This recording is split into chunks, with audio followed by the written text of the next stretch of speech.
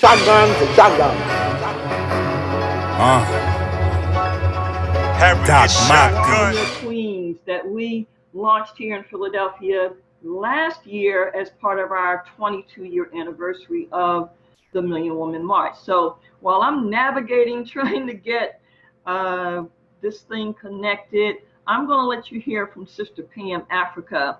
And she's going to tell you about what happened when I initially told her about the Million Woman March. And again, she's one of maybe 5 that knew of its actual origin. Sister Pam Africa. Okay, on the move, family, and it's my pleasure, really, to tell this story. It's amazing. You know, because Sister Phile, who had a store on South, the first African culture store on South Street, called me, it must have been early in the morning, and told me that she had this vision.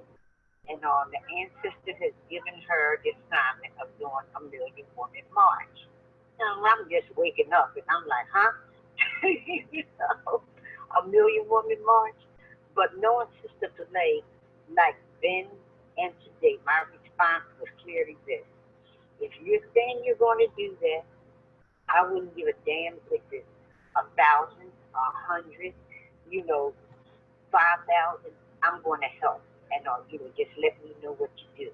To my amazement, I watched this thing grow from a few phone calls, and I'm proud to be one of the sisters that she called to say, and I know when it started, how it started, that blossomed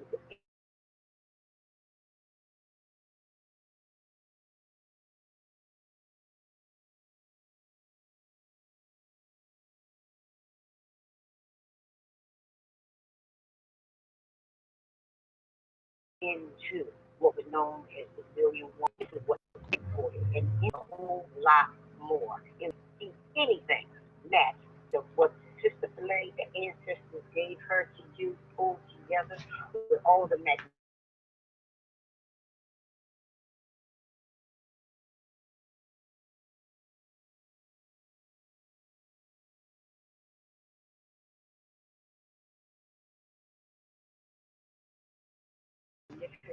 People that she was able to pull through on Sister Phile. When the ancestors that she is not doing anything different when the ancestors gave her that home. And I salute Sister Phile. All right, Sister Pam. Give my regards to Sister Ramona and, of course, the family. Okay, and Ramona knew that history too. Oh, yeah. And, of course, Sister Pam Africa and Ramona spoke at the Million Woman March in 1997. And, again, family, the reason why I'm sharing that with you is because many times we talk about ancestors, but what is it when the ancestors actually instruct us to do various things? And so this is what happened with the Million Woman March. It was literally a call that was answered. And now a call is about to be made again because we as a people are in fact being called to do some things. Now, if you take a look outside, most of you have done this already, of course, and you realize that people are wearing masks, schools are closed, all of that. Don't you think there's a sign in some of this? And certainly in 2017, when we commemorated the 20-year anniversary of the largest gathering in the world, we said then that the year 2020 was going to be a year for perfect vision, a year where we could really begin to see and know and understand some of the things that we need to know. And surely we didn't know that it was going to be this, but look at what is happening. This is not only a sign, this is a message. This is to tell us the time is now. My apologies that we're not able to give you the PowerPoint that we had prepared. I can assure you it was a wonderful one, and hopefully we'll get a chance to share it with you again, or rather share it with you in the near future. But I wanted to start off by giving thanks and praises to our Creator and certainly our freedom-fighting ancestors. Now, I oftentimes start off with that because this day and age, our freedom fighting ancestors are so important. for our growth and development. The Million Woman March represents many of the things that our ancestors talked about, were about, and now is bringing us forward to raise up. Now, we talked about raising up the mother of civilization. What is that? Who is that? Of course, we know it is the original Black woman. How do we know that? You know, there's so much I want to share with you today, but I'm going to give you some snippets. And before I do, I want to again give some shout outs to some of the ancestor sisters that were a part of the Million Woman March over the years. Sister Liz Lassiter, of course, made transition last year, the day after Malcolm X's Earth Day. And there are many, many other sisters that we want to recognize who are not only made transition as ancestors, but are with us today. Shout out to Sister Angela, Sister Dot, Sister Keisha, of course. These are sisters who have helped to build what we now have. And what we now have is, in fact, the first global movement for women and girls of African descent. Now, I want to also hail up those brothers and sisters that started out Friday, yesterday, and today. I heard some of Dr. Maud's presentation earlier, and so thankful that she focused on our warrior, some of our warrior queens. A few years ago, I got the opportunity to go to Benin. And for those who know anything about Benin, also known as Dahomey, the sisters are so important in terms of representing that warrior spirit. I had the opportunity to meet with the Dahomey women, the ones that represented the what some call the Amazon women. Rest assured, these women still exist today, and they still, of course, protect the king. We have to really now put things in its proper context, family. It is so important that we now get with the reality of who the Black woman really is. And no, we're not talking about feminism. We're not talking about women of color. We're talking about the original woman, the original Black woman. And it is time for our women to stand up, be who we are, make certain that people know and understand that there's a difference, that even though we come in different shades and different sizes and all of that, there's an essence. What is that essence? Well, that essence is something that is connected to the black dot. The black dot? Yes. What is that? We've heard that term many times, and of course, we have so many great ancestors that have helped to give us all types of information, inspiration, and of course, edification. And that means we now have to connect that. Now, many of our presenters this weekend, of course, I feel are now bringing forward some of what was given to us in the past 50, 100 years even. Because we have to ask the question, who's going to step in these wonderful shoes? Who is going to represent in the way that our ancestors want us to, and also in the way that we must, universally? How do we bring forward Pan-Africanism, Black nationalism? What is the mechanism? So one of the things that I wanted to introduce to you today was, and is, what I call the Maatic Epoch. What is that?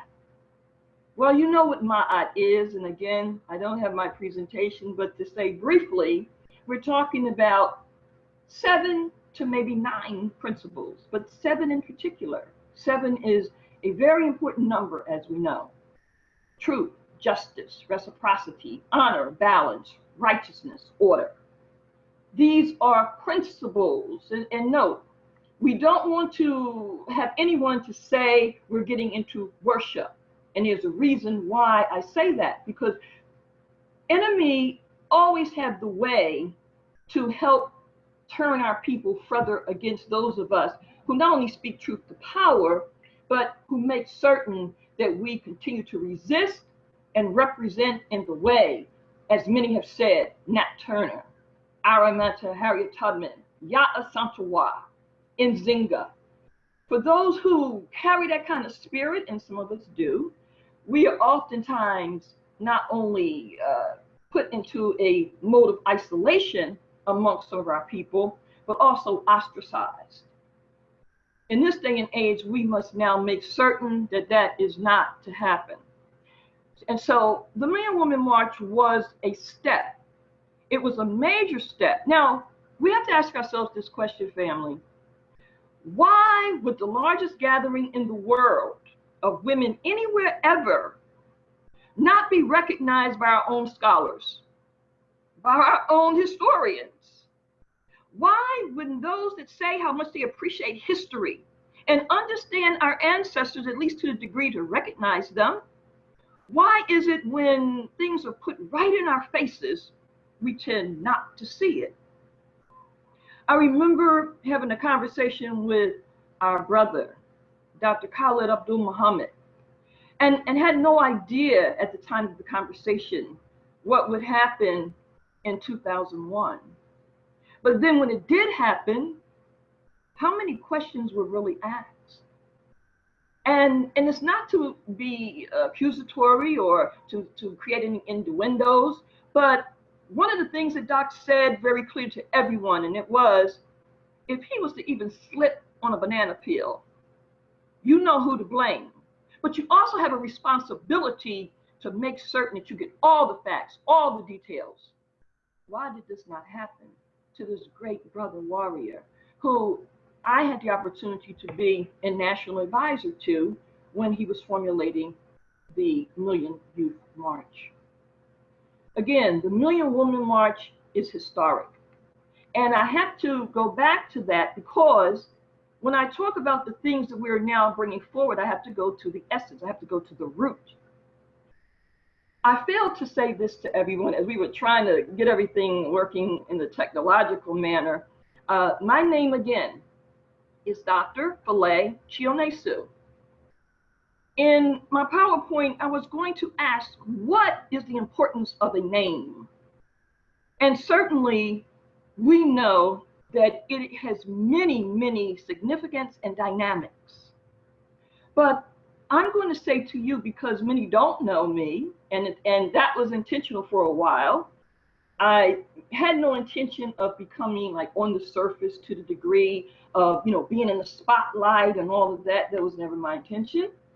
But then when I saw how the system and how the enemy were parading females out there to represent the Million Woman March, who definitely did not represent in the way that it was given, certainly participated, but came in, went out, and called it a day.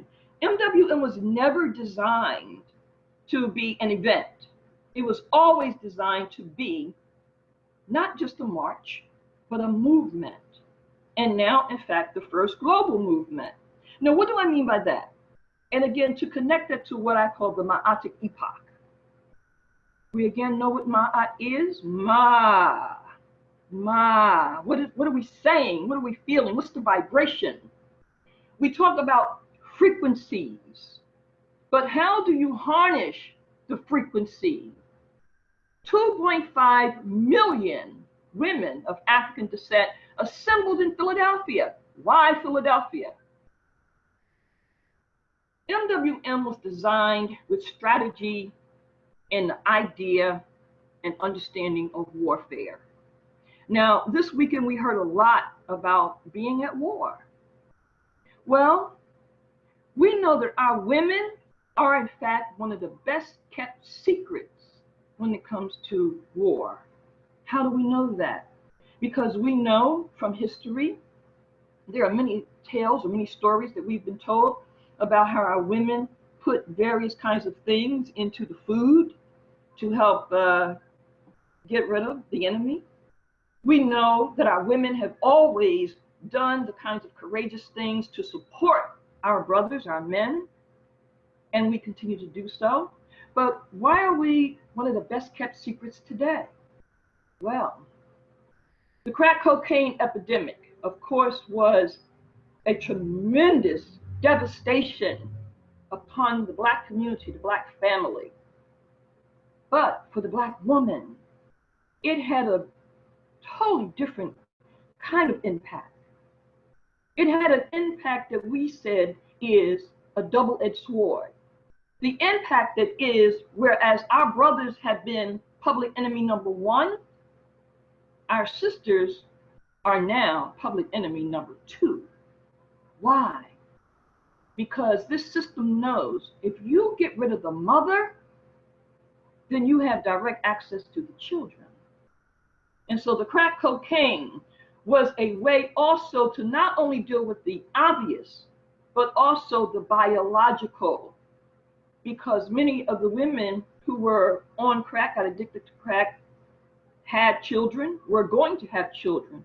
So a biological genetic situation went into effect. In 1997, we knew this. Many say intuition, we say intuition. We knew that there was something going on that was going to be not only horrendous then, but that was going to extend into generations. And so we now have children that have all types of illnesses, all types of so-called diseases, and we ask why. The fact that they're now on these various medications, what did that really come from? And again, we're looking at a system that now wants our children. They don't care about our men, that we always knew. They did kind of have a little leadway for our women, but now they don't want us either. We have all served our purpose, but what they do want is the children. And so during this week, we've heard the importance of educating our children. And let's look at it from another aspect. A people who will not even educate their own children, what kind of respect do you think from a global perspective will they obtain from any other people? A people who will not educate their own children. We send our children to the enemy 5 days a week, 5 to 7 hours a day, or at least we did. In 2020, in the 21st century, why would we continue to do that? Now, note, I'm not talking about the masses.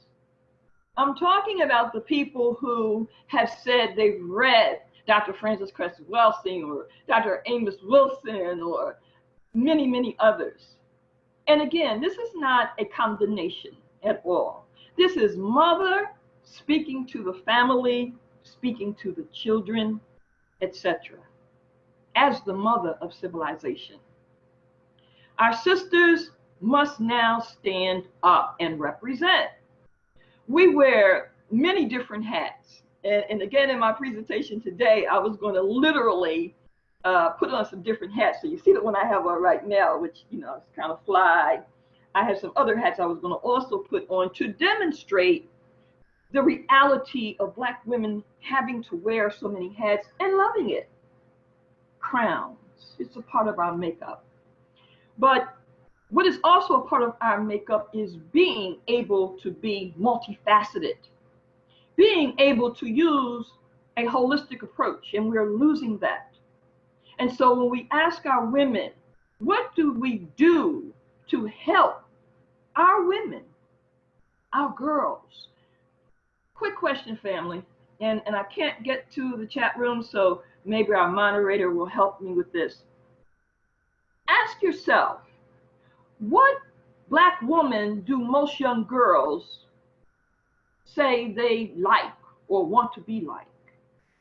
And even older women, what Black woman do they say they feel some connection with or feel has a representation of them? When you ask yourself that question in this day and age, surely it has to raise some concern, because most of our young girls are going to say, as someone mentioned earlier, Beyonce, or, you know, in a later age group, Little Kim or someone else. The fact is, what are we doing as Black women to make certain that our young girls know of other Black women, and not just from antiquity or from 100 years ago, Mother Harriet Tubman, of course, Mother Rosa Parks, etc., but What are we doing to assure that the legacy and the history of Black women are in fact continued? And again, this is why the Million Women March was put in place. Now, let me fast forward for a moment. It is our position, meaning MWM, and now its universal movements in the spirit of course, the Honorable Marcus and Amy Jacques Garvey. It is our position that we formulated, came together to do several things. Now, most do not even know what the theme was because it has so little significance to most. Yet 2.5 million women and girls of African descent, how could that have little significance? And if you're dealing with metaphysics, which we do, then you have to look at it in a fuller context. For example, again, why Philadelphia? Philadelphia is said to be where this government became official. This is where the so-called Declaration of Independence was signed. This is where the so-called Liberty Bell is. So what does that mean in real time? It means know thyself, know thy enemy. So if you're going to deal with warfare, obviously you need to know some fundamentals about who and what you're fighting. Now, of course, we know that from many aspects, but let's deal with specific battles. And in that, begin to identify how to proceed in a way to address those types of issues in a formula. And so MWM is designed in a formula or formulas. This again is the Maatic Epoch. So when you hear me say things like R3, R3 was a part of MWM in its theme: repentance, resurrection, and restoration. That was the R3. It was taken from a concept that we were taught by our elders, our grandmothers. What's that? Reading, writing, arithmetic. Y'all remember that? Well, we took some of those lessons and transformed them into formulas. Why do we use formulas? Because we sick. We sick. And not only do we have to deal with remedies for being sick, we have to deal with remedies both in the medical context, but also in the legal context. And so again, we deal with 3 R's or R3, which is what? Reparatory, restitution, and retributional justice. Those are remedies.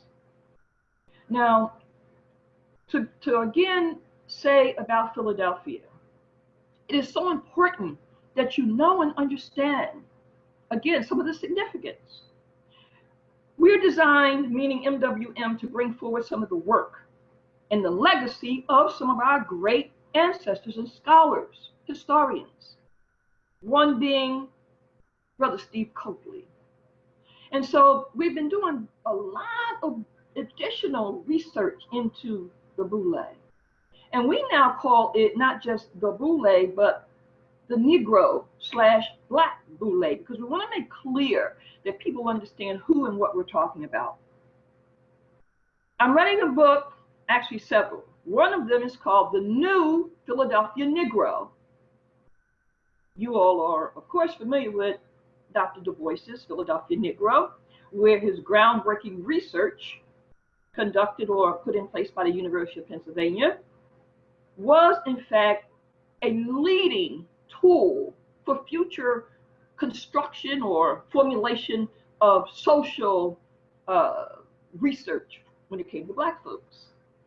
But there's something else very significant about the Philadelphia Negro, particularly what I call the new Philadelphia Negro. Because in identifying how we need to proceed with fighting the various wars that we must fight, we have to also look at the enemies within. The enemies within our own communities and sometimes even our own families. And so the new Philadelphia Negro helps us to identify that, meaning, who are these people? Some are called Boule, and no, some don't even know they Boule in terms of their operations. Some willingly, acceptingly do know. And again, in this day and age of 2020, for perfect vision, it's best that we know who they are. And perhaps even more importantly, let it be known to others. Now, I don't feel it's coincidental that one of the Trump people died this weekend. Yeah, I said it. Again, when we talk about warfare, we have to also talk about how that's applicable to not only the physical, but the metaphysical. And again, going back to Brother Steve Coakley, he helped us to see and understand more about the so-called Boule, secret societies, and other things related to that. How is that relevant to Philadelphia? Where was the Boule started? Approximately 100 years ago as well. And so it's very important that we connect, again, those black dots.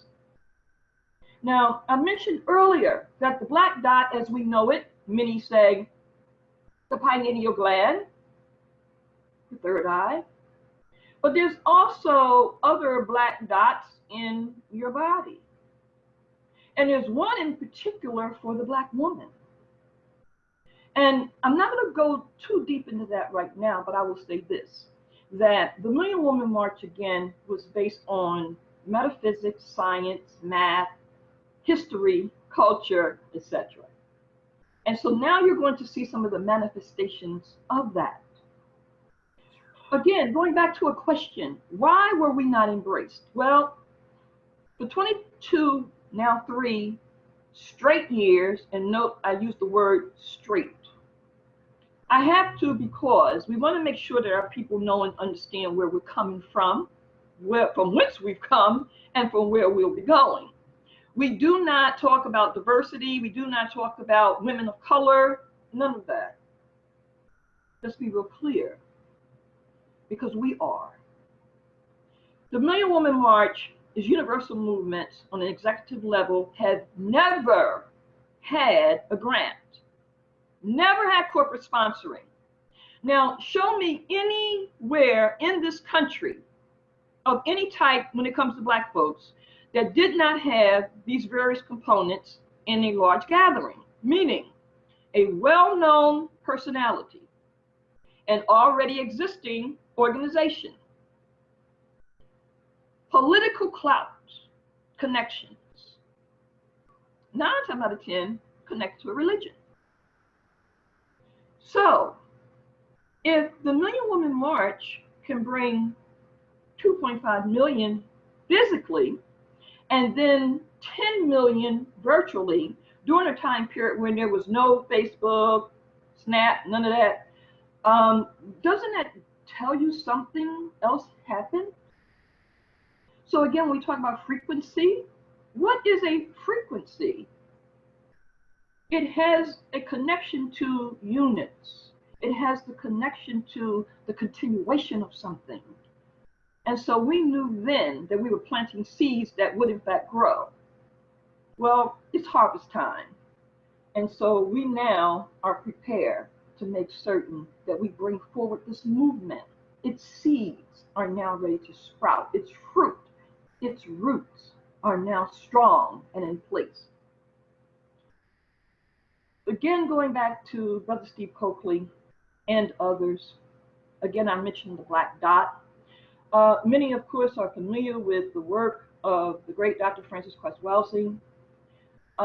Again, to go back to, we kind of lost our visual.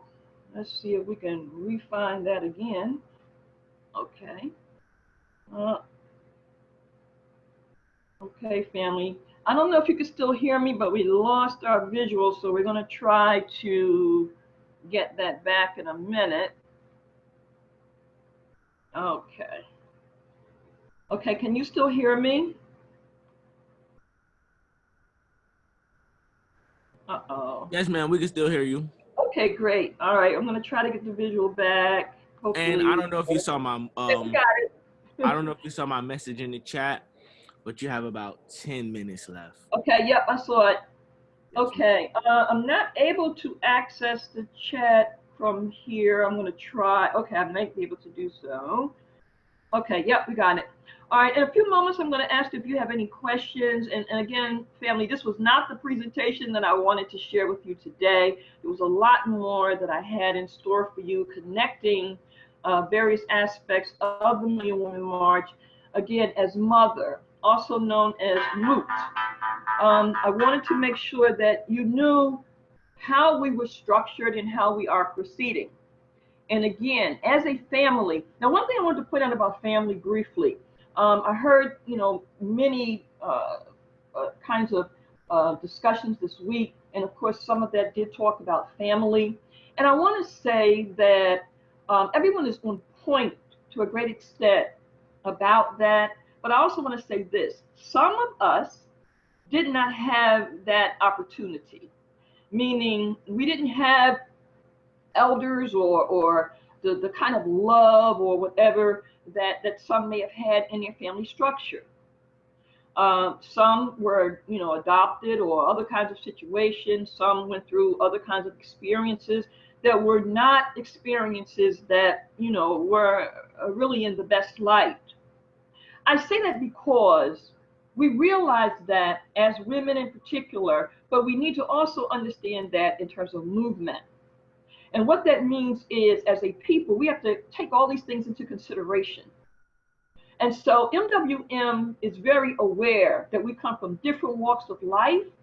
And as such, we have created various types of apparatuses to sort of, mesh it in, again, from a holistic perspective. Now, to fast forward, in becoming a movement, some of the initiatives that we've now brought forward are as such. For example, come this October, we'll begin presenting some of our educational apparatuses. Not only our national homeschooling network, but also alternative and independent education. Dr. Maud earlier talked about, the information that she has available. What we have learned to do with MWM is what we know as a part of boots on the ground. Meaning, we have to get back into the communities. We have to deal one-on-one. Social media and other things have really played a major role in advancing us in many ways, but at the same time, distancing us, interestingly enough, in other ways. And so, again, the National Black Homeschooling Network will begin to link some of these components together. We're linking with Chicago, for example, since they've now initiated a get rid of the history curriculum in all of the public school systems or system in Illinois. And so my point is, even though our major focus and thrust is self-determination, independence, we also make certain that we link to our people that are doing work in the communities, because the truth is our children, the majority of them, are in those public schools. And we have to still do whatever we can to make certain that they get the best that can be gotten under those circumstances, while we simultaneously are building our own. The other project that we now have in place is We Charge Genocide. This, of course, is something that happened in 1951. The great Paul Robeson, William Patterson, took the first petition to the United Nations in 1951. Of course, prior to that, Mother Callie House, with the ex-slave compensation. Well, we put these pieces together, again, the black dots. And in that Our We Charge Genocide 21 campaign, not only talks about police and governmental terrorism, but gentrification, mass incarceration, inferior education, environmental racism. All of these things are, in fact, genocide. So our campaign now is to obtain the first 1 million signatures that we will take to the United Nations starting in December, on or around International Human Rights Day. Now, MWM has been doing this work for the past 7 years. This is not something new. We've researched and documented Dr. Klee, Yusef Klee, his work, international lawyer. Dr. Robert Rock, many are not familiar with him. The work of Queen Mother Moore. Again, these are heroes and sheroes that not only talked about reparations, but of course, the human rights of our people. And so, in continuing what we call the legacy of Malcolm X, a collective that we form to make certain that key areas of Malcolm X's work is in fact brought forward. That being the issue of human rights. What was he doing in the last 2 years of his life? Going to Africa, Egypt, Ghana, talking about getting the support from the various countries for our human rights here, our Black human rights. And he did get some of those commitments. And so now we are reigniting some of what he already did. We're going to the next step. And now is the time. Why? We're in the decade for African people. How many are really talking about that? How are we preparing to present ourselves in 2024 when it's time to meet with countries? We're in the whirlwind, family. The Honorable Marcus Garvey is with us right here today, right now. And with that, in 2024, countries will be coming together with their plan of action, etc. What is our plan of action when it comes to Africans here in the U.S.? Are we ready? Are we organized? We must be. We must rise up now. And again, a special appeal to our women, because why? We know if our women understand and know certain things, that means the children will know and understand certain things at a very early age. So it's basic common sense that if we make certain that we raise up our women, as is often said, you raise up a nation. And this is why we have that major focus on our women and girls. Not because we're separate from our brothers, absolutely not. In fact, I salute my brothers, especially those that came through this weekend. Oh my gosh, I cannot wait for the next steps for this. And our brothers that have supported MWM over the years, big ups to you as well. Again, we charge genocide. Please go to the website and put your name on this phase of this movement, the Black Human Rights Movement. This is a part of MWM, coming from MWM. This is a part of the Maatic Epoch.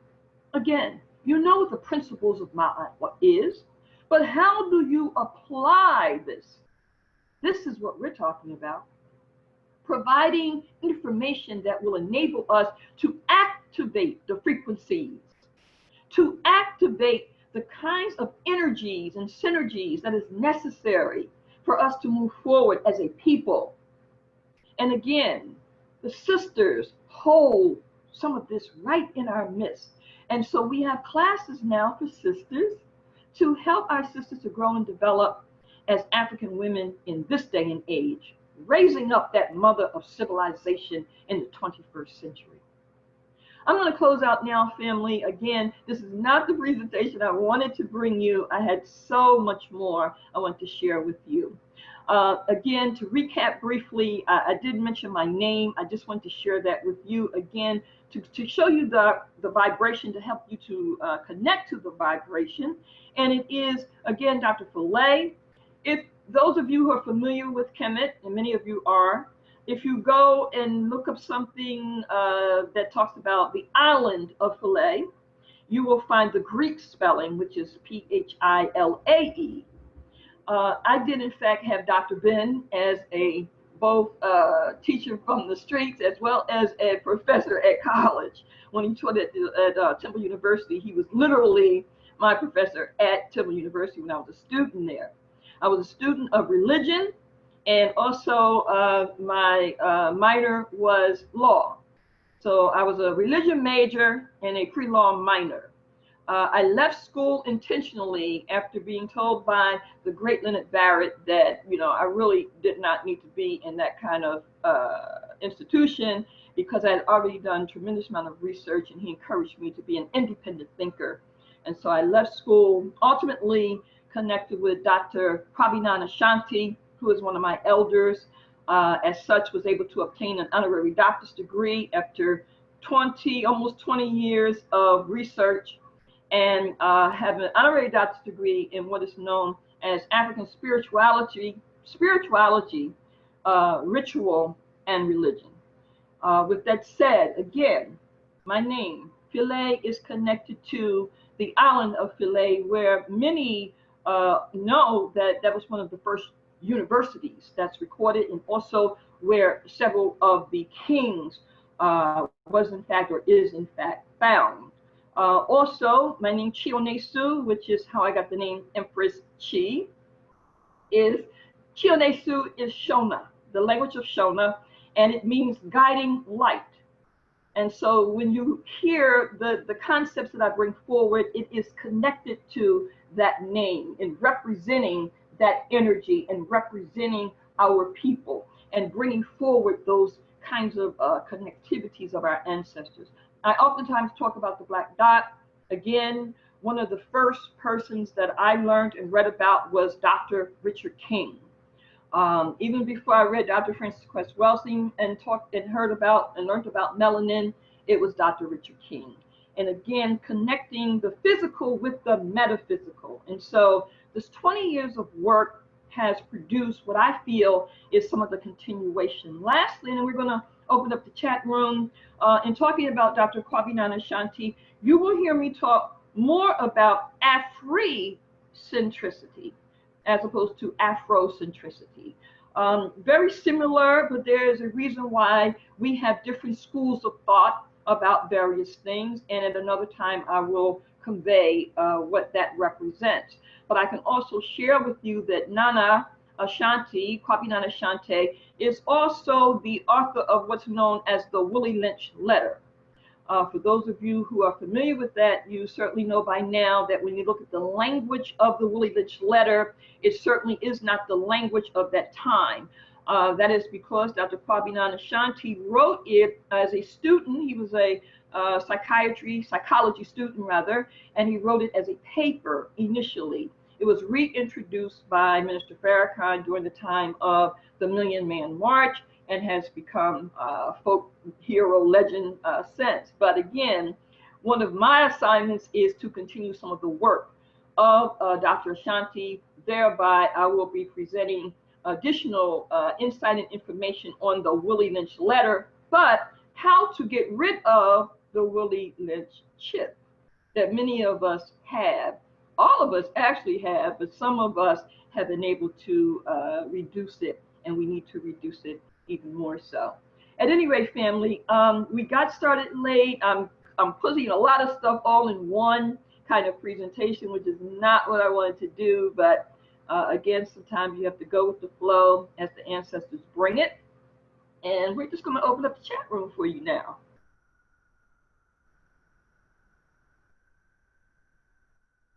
Okay, are there any questions, comments, thoughts? Okay. All right. I'm not sure. My brother, can you still hear me? Yes, ma'am, I can hear you. Okay. I can't see on my end if there are any questions or comments. No one has raised their hand or put anything in the chat box. Okay. Okay, great. All right. Again, family, before we close out, I just want to encourage everyone to please go to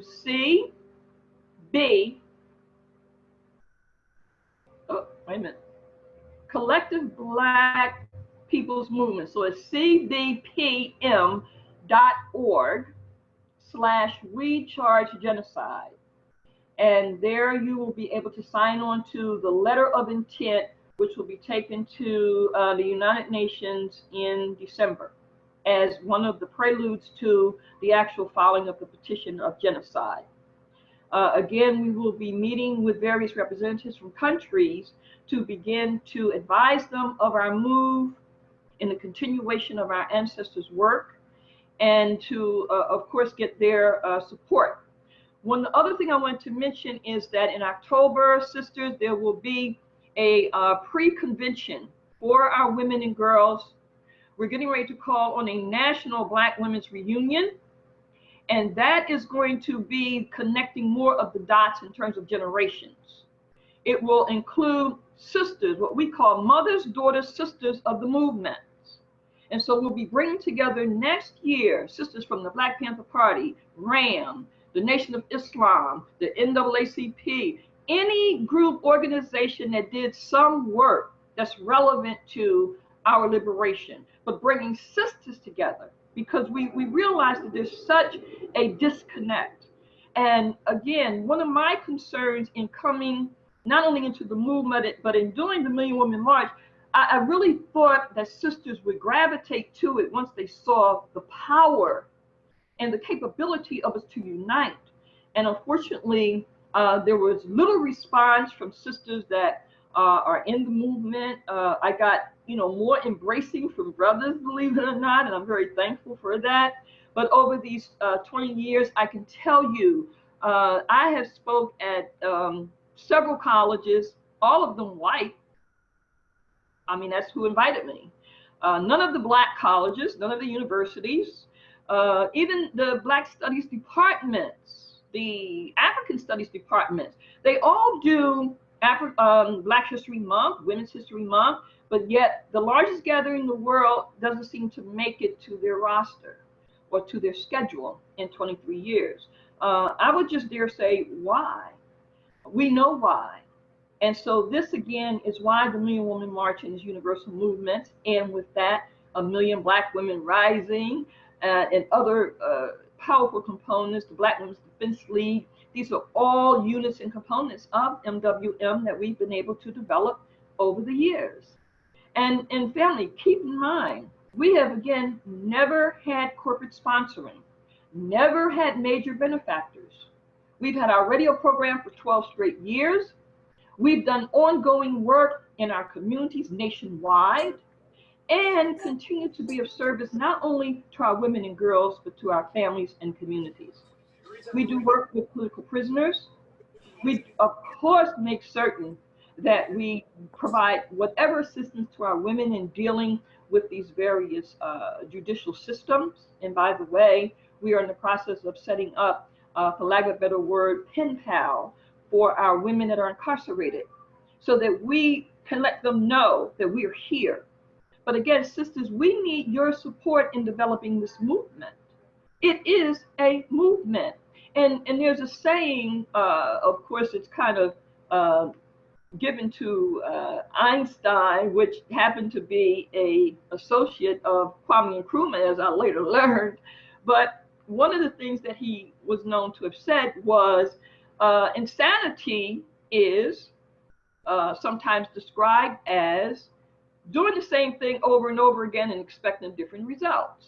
Well, this is the first global movement for women and girls of African descent. Certainly, we cannot say that that's happened before, at least not that we know of. So we're doing something very different. We're doing something very different in order to do something that needs to be done.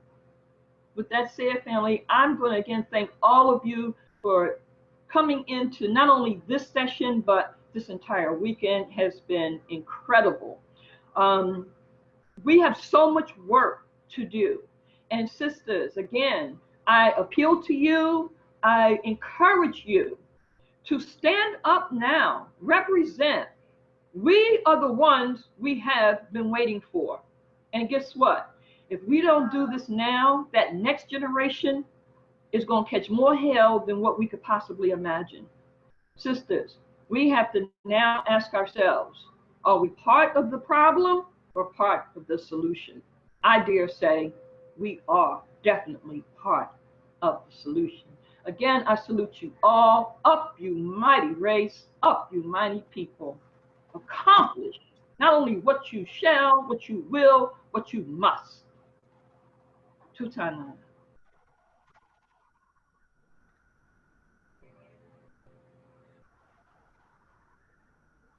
Okay. Let me see if I can read that back.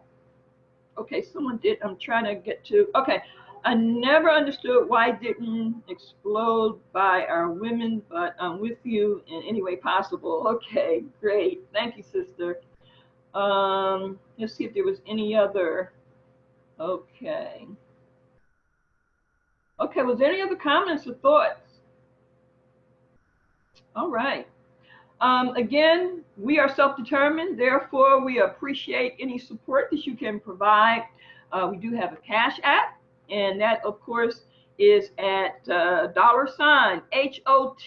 1111.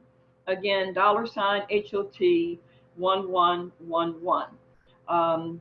We're on the move. And so, family, again, we want to thank our brother Kuji Changalia and United Front and all of those who participated in this session. Kudos to you all. Much love and respect to you all. And again, in the very near future, we will figure out this technology and bring you the PowerPoint that I really wanted to bring to you, because there was a lot of information I had to share with you. In closing, I'll just give you one little tidbit, and it is that in representing, again, that power, that energy of our women, of our sisters, remember, it is Nut that holds up much of the energy, or embraces or embodies much of the universe. And right now, recently, we just experienced a comet that is known as what? Neo-Wise. New-Wise. Why is that? Again, there's so much happening in the universe. And so we have to pay close attention to what does that mean in connecting with us, those of us that are of this hue, of this melanin greatness. What connection do we have? And again, what tools will we use to connect to that? We have some of those answers, we think, and we're looking forward to sharing some of that with you.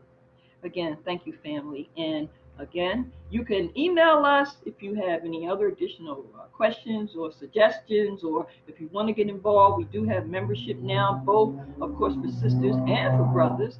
Our email address is nationalmwm@aol.com. Again, nationalmwm@aol.com.